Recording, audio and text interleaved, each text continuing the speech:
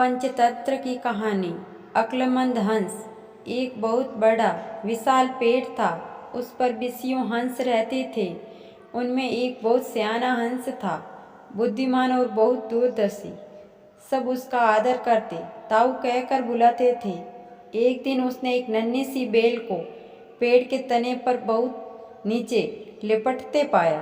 ताऊ ने दूसरे हंसों को बुलाकर, देखो, इस बेल को नष्ट कर दो, एक दिन यह बेल हम सबको मौत के मुँह में ले जाएगी। एक युवा हंस हंसते हुए बोला, ताऊ, ये छोटी सी बेल हमें कैसे मौत के मुँह ले जाएगी?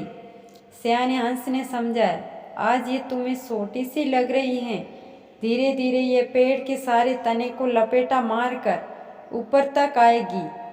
फिर बेल का तना मोटा होने लगेगा और पेड़ से चिपक जाएगा। तब नीचे से ऊपर तक पेड़ पर चढ़ने के लिए सीढ़ी बन जाएगी। कोई भी शिकारी सीढ़ी के सहारे चढ़कर हम तक पहुंच जाएगा और हम मारे जाएंगे। दूसरे हंस को यकीन न आया, एक छोटी सी बेल कैसे सीढ़ी बनेगी? तीसरा हंस बोला, ताऊ, तू तो एक छोटी सी बेल को खींचकर ज्यादा ही लंबा कर रहा है। एक हंस बड़बड़ाए, ये ताऊ अपनी अक्ल का रोब डालने के लिए अंट संट कहानी बना रहा है। इस प्रकार किसी दूसरे हंस ने ताऊ की बात को गंभीरता से नहीं लिया। इतनी दूर तक देख पाने की उनमें अक्ल कहाँ थी। समय बीतता रहा, बेल लिपटते लिपटते ऊपर शंकों तक पहुँच गई। बेल का तना मोटा होना शुरू हुआ और सचमुच ही पेड़ के तने पर सीढ़ी बन गई, जिस पर आसानी से चढ़ा जा सकता था। सबको ताऊ की बात की सच्चाई सामने नजर आने लगी, पर अब कुछ नहीं किया जा सकता था, क्योंकि बेल इतनी मजबूत हो गई थी कि उसे नष्ट करना हंसों के बस की बात नहीं थी। एक दिन जब हंस दाना चुगने बाहर गए हुए थे, तब एक बहेलिया उधर आ निकला।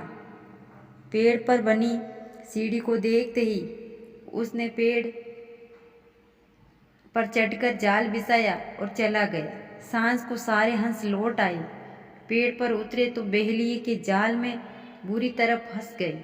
जब वे जाल में फंस गए और फड़फड़ाने लगे, तब उन्हें ताऊ की बुद्धिमानी और दूरदर्शिता का पता लगा। तब ताऊ की बात न मानने के लिए लज्जित थे और अपने आप को कोस रहे थे। ताऊ सबसे रुष्ट था और चुप बैठा था। एक हंस ने हिम्मत करके कहा, ताऊ, हम मूर्ख हैं, लेकिन हमसे मुँह मत फेरो। दूसरा हंस बोला, इस संकट से निकालने की तरकीब तू ही बता सकता है, आगे हम तेरी कोई बात नहीं टालेंगे। सभी हंसों ने हामी भरी। तब ताऊ ने उन्हें बताया, मेरी बात ध्यान से सुनो। सुबह जब बहेलिया आएगा, तब मुर्दा होने का नाटक करना। बहेलिया तुम्हें मुर्दा समझकर जाल से निकाल कर जमीन पर रखता जाएगा, वहाँ भी मरे सामान पड़े रहना। मेरी सीटी सुनते ही सब उड़ जाना। सुबह बहेलिया आया, हंसों ने वैसा ही किया जैसा ताऊ ने समझाया था। सचमुच बहेलिया हंसों को मुर्दा समझकर जमीन पर पटकता गया। सीटी की आवाज़ के साथ ही सारे हंस उड़ गए। बहेलिया आवाक होकर देखता रह गया। सीख, बुद्धिमानी की सलाह गंभीरता से लेनी चाहिए।